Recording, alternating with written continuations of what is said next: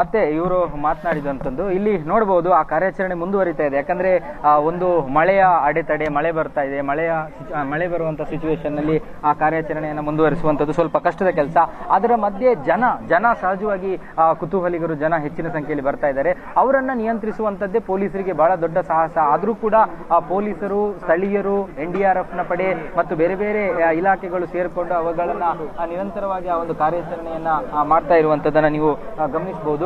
ಒಟ್ಟು ಬಹಳ ಕಷ್ಟದ ಕೆಲಸ ಯಾಕಾಗಿದೆ ಅಂದ್ರೆ ಇಲ್ಲಿನ ಮೇಲ್ಭಾಗದಿಂದ ಒಂದಷ್ಟು ಇಲ್ಲಿ ಕ್ರಿಟಿಕಲ್ ಕಂಡೀಷನ್ ಸ್ವಲ್ಪ ಕ್ರಿಟಿಕಲ್ ಇರುವಂತದ್ದು. ಹಾಗಾಗಿ ಆ ಮೇಲಿನಿಂದ ಯಾರಾದ್ರೂ ಇಲ್ಲಿಗೆ ಮೇಲಿನಿಂದ ಅದು ಇನ್ನಷ್ಟು ಅಪಾಯಕಾರಿಯಾಗಿ ಅದು ಕುಸಿದಂತ ಸಂದರ್ಭಗಳಲ್ಲಿ, ಅದು ಜಾರಿಕೊಂಡು ಬಂದಂತ ಸಂದರ್ಭದಲ್ಲಿ ಒಂದಷ್ಟು ರಕ್ಷಣಾ ಕಾರ್ಯಾಚರಣೆಗೆ ಅದು ಸಮಸ್ಯೆ ಆಗಬಹುದು ಅನ್ನುವಂಥದ್ದು. ಹಾಗಾಗಿ ಈಗ ಒಂದು ಹಂತಕ್ಕೆ ಸ್ವಲ್ಪ ಮಟ್ಟಿಗೆ ಮಳೆ ನಿಂತಿದೆ. ಆ ಮಳೆ ನಿಂತಂತ ಕಾರಣದಿಂದಾಗಿ ಈಗ ಮತ್ತೆ ಕಾರ್ಯಾಚರಣೆಯನ್ನ ಸ್ವಲ್ಪ ತೀವ್ರಗೊಳಿಸಲಾಗಿರುವಂತದ್ದು.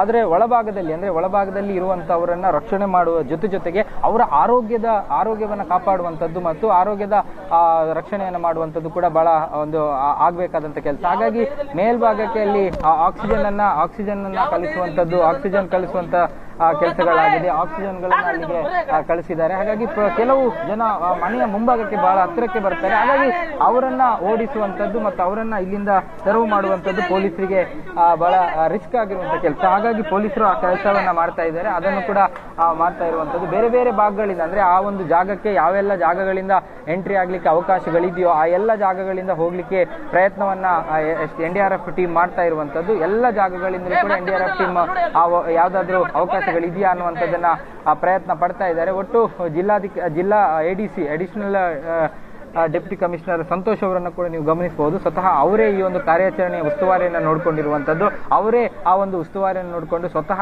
ಅವರೇ ಆ ಒಂದು ಉಸ್ತುವಾರಿಯನ್ನ ಮಾನಿಟರ್ ಮಾಡ್ತಾ ಇದ್ದಾರೆ. ಬಿಳಿ ಬಣ್ಣದ ಟಿ-ಶರ್ಟ್ ಹಾಕೊಂಡು ADC ಸಂತೋಷ್ ಅವರೇ ಉಸ್ತುವಾರಿಯನ್ನ ಮಾನಿಟರ್ ಮಾಡ್ತಾ ಇರುವಂತದ್ದು. ಇನ್ನೂ ಪ್ರಮುಖವಾಗಿ ಏನಂದ್ರೆ ಸ್ಥಳೀಯರಿಗೆ ಇದರ ಹೆಚ್ಚು ಅದರ ನಾಲೆಜ್ ಇರುವಂತದ್ದು. ಹಾಗಾಗಿ ಸ್ಥಳೀಯರು ಕೂಡ ಆ ಒಂದು ಜಾಗದಲ್ಲಿ ಏನೆಲ್ಲ ಸಿಚುವೇಶನ್ ಇದೆ, ಹೇಗಿದೆ, ಆ ಪರಿಸ್ಥಿತಿ ಹೇಗಿದೆ ಅನ್ನುವಂಥದ್ದನ್ನ ವಿವರಣೆ ಮಾಡುವಂಥದ್ದು, ವಿವರಿಸುವಂಥದ್ದನ್ನ ಮಾಡ್ತಾ ಇದ್ದಾರೆ. ಪ್ರೆಸೆಂಟ್ ಮನೆ ಕುಸಿದ ಜಾಗದ ಮೇಲ್ಭಾಗದಲ್ಲಿ ಗುಡ್ಡಗಳು ಕೂಡ ಮತ್ತೆ ಮಳೆ ಬರುವಂತ ಸಂದರ್ಭಗಳಲ್ಲಿ ಮತ್ತೆ ಆ ಗುಡ್ಡ ಕುಸಿಯುವಂತ ಆತಂಕ ಇದೆ. ನೀವು ದೃಶ್ಯಗಳಲ್ಲಿ ನಮ್ಮ ಕ್ಯಾಮರಾಮನ್ ತೋರಿಸ್ತಾ ಇದ್ದಾರೆ, ನೋಡಬಹುದು ನೀವು.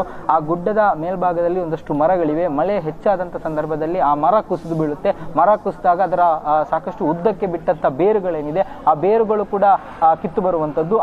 ಆ ಸಂದರ್ಭದಲ್ಲಿ ಅಲ್ಲಿರುವಂತಹ ಮೃದುವಾದ ಮಣ್ಣೇನಿದೆ ಆ ಮಣ್ಣು ಕೆಳಭಾಗಕ್ಕೆ ಕುಸಿದು ಭಾರಿ ಅಪಾಯವನ್ನ ತಂದೊಡುವಂತದ್ದು. ಹಾಗಾಗಿ ಅದನ್ನು ಕೂಡ ನಿಭಾಯಿಸಬೇಕು, ಅದನ್ನು ಕೂಡ ನಿಯಂತ್ರಿಸಬೇಕು, ಅಲ್ಲೂ ಕೂಡ ಒಂದಷ್ಟು ಗಮನವನ್ನು ಹರಿಸಬೇಕು. ಅದನ್ನ ನೋಡಿಕೊಂಡೇ ಕೆಳಭಾಗದಲ್ಲಿ ಇರುವವರು ಕೂಡ ಅವರ ಒಂದು ಆತ್ಮರಕ್ಷಣೆಯನ್ನು ಮಾಡಿಕೊಂಡೇ ಅವರು ತಮ್ಮ ಕಾರ್ಯಾಚರಣೆಗಳಲ್ಲಿ ತೊಡಗಿಕೊಳ್ಳಬೇಕಾಗುತ್ತೆ. ಹಾಗಾಗಿ ಇದೆಲ್ಲವೂ ಕೂಡ ಬಹಳ ಕಷ್ಟದ ಕೆಲಸ. ಅದರ ಜೊತೆಗೆ ಇಲ್ಲಿ ಹೆಚ್ಚಿನ ಸಂಖ್ಯೆಯಲ್ಲಿ ಜನ ಸೇರಿರುವಂತದನ್ನ ಕೂಡ ಗಮನಿಸಬಹುದು. ನಾವು ಬೇರೆ ಬೇರೆ ಜಾಗಗಳಿಗೆ, ಅಂದ್ರೆ ಈಗಾಗಲೇ ಪೊಲೀಸರು ಒಂದಷ್ಟು ಕಡೆಗಳಲ್ಲಿ ಹಗ್ಗ ಕಟ್ಟಿದ್ದಾರೆ. ಹಗ್ಗವನ್ನ ಕಟ್ಟಿ ಜನರು ಈ ಭಾಗಕ್ಕೆ ಬರದ ರೀತಿಯಲ್ಲಿ ಅವರನ್ನ ತಡೆಯುವಂತ ಪ್ರಯತ್ನಗಳನ್ನ ಮಾಡ್ತಾ ಇದ್ದಾರೆ. ಆದ್ರೂ ಕೂಡ ಇಲ್ಲಿಗೆ ಬರುವಂತ ಕುತೂಹಲಿಗರ ದಂಡು ಹೆಚ್ಚಾಗ್ತಾ ಇದೆ. ಹೆಚ್ಚಿನ ಸಂಖ್ಯೆಯಲ್ಲಿ ಇಲ್ಲಿ ಒಂದಷ್ಟು ಕುತೂಹಲಿಗರು ಬರ್ತಾ ಇದ್ದಾರೆ. ಜನ ಹೆಚ್ಚಿನ ಸಂಖ್ಯೆಯಲ್ಲಿ ಬರ್ತಾ ಇದ್ದಾರೆ. ಆದ್ರೆ ಸಣ್ಣ ಜಾಗ, ಯಾಕಂದ್ರೆ ಇಲ್ಲಿಗೆ ಒಂದು ಭರತ್ ಹಾಗೆ ಸಂಪರ್ಕದಲ್ಲಿರಿ.